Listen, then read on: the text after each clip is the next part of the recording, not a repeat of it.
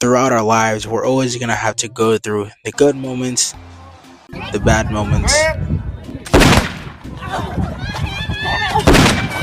but sadly, we also gotta go through the awkward ones. Ah, yes, the moments that stay in the back of your head that you think about every 3 months, like going through puberty. See, at this point in a lot of young men's life, we go through a very long period of confusion from about the ages of 12 to 16 years old. Now, during those 4 years of internal hell, you gotta go through voice changes, facial hair or hair growing other places. You get a little buffer and some muscle. But worst of all, you become a little horny piece of shit. And the worst part about it is, it's going to hit harder for some people than others. Luckily for me, it didn't hit me that hard. I was still chilling. But for some other people, puberty hit them like a goddamn freight train. But one notable moment that I think that every single guy has had is a presentation boner. Now, at some point between 8th grade and high school, there's a time where you gotta stand up in front of all the class, and for some reason, your brain tells to blood flow some blood into your fucking, that. And for years, I wouldn't say I've always thought about it, pause, but just thinking about the science behind it, like, why the hell is my pee-pee hard during a presentation? Like, I need one of the scientists at the most prestigious university to study the human body and tell me why the presentation boner is such a prevalent thing nowadays. You know what I mean? Because this happened to me. It's happened to me definitely in 8th grade in science class. I remember Miss whatever the fuck her name's class. I don't remember, but she sung at my 8th grade graduation. That shit was ass. But don't worry, puberty is gonna do a lot of damage. Let's talk about the talk. Now, thankfully, my parents never had the talk with me, and I was, smart enough to figure it out on my own. Don't have safe sex with anybody, and use a goddamn condom. But it's funny now because my parents are starting to bring it up to me now at the age of 20, and I'm like, guys, you're a little too late, bucko. You know what I'm saying? But maybe for some of y'all out there, some of y'all parents sat y'all down on the bed, gave y'all that little awkward smile, and was like, son or daughter, you ever heard about the birds and the bees? And if your parents did ask you that shit, did you actually understand it? Because what the fuck does birds and bees have to do with intercourse? That is the prime question I've been asking for the longest. Birds and bees don't have sex together. Like, what does that have to do with anything? Is it like birds, they what the fuck? No, I don't get it.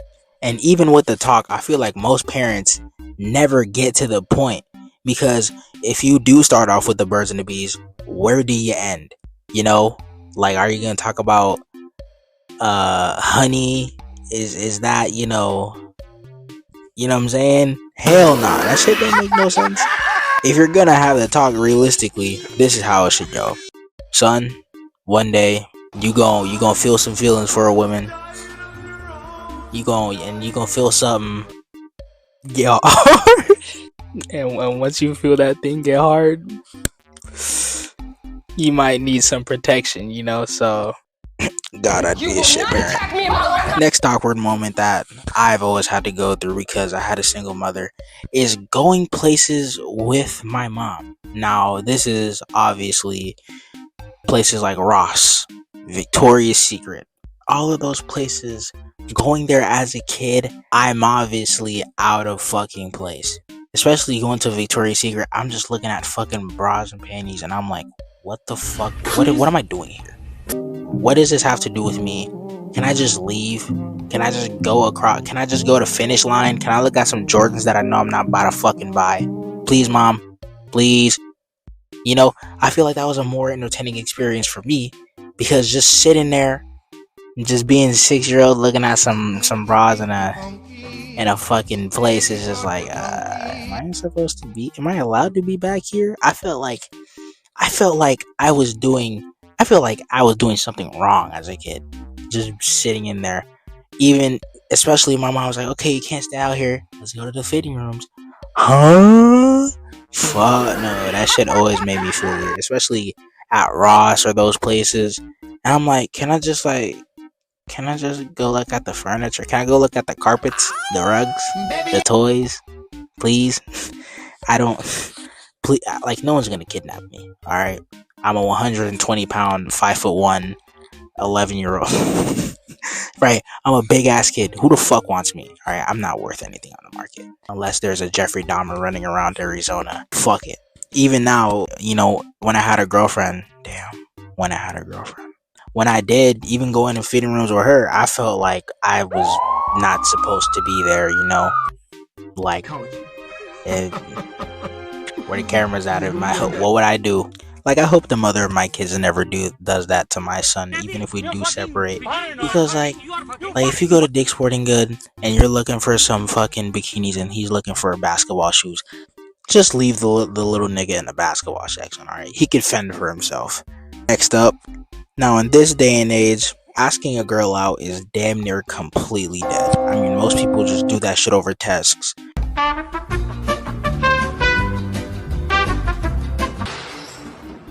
And when people do that shit over text, they just say, "Oh, I like you. You wanna date?" Question mark. Like, damn, nigga, say that shit with some confidence. But back in the day when you actually had to walk up to a girl, shit, this is either how you had to do it. Especially if you were ugly, like me.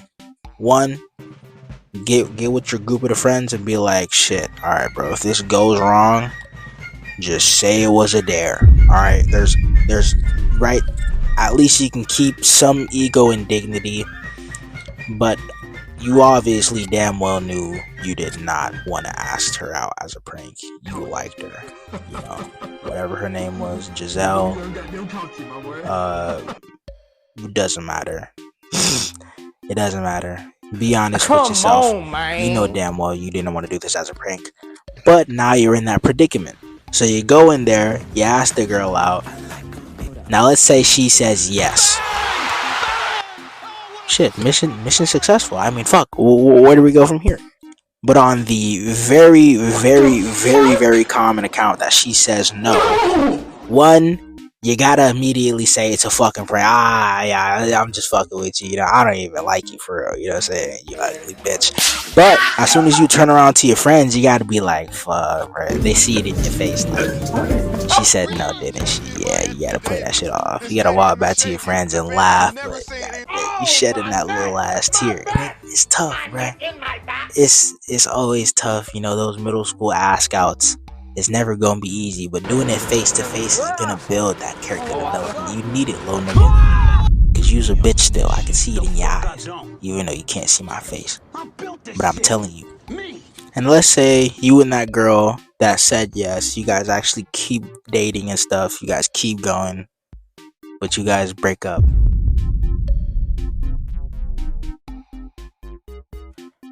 Talking to a girl that you just got out of a relationship with is like trying to defuse a ticking time bomb while blindfolded, and every single wire is the same fucking color. And I think I'm starting to understand why people just say move on. Cause are the mental games worth it?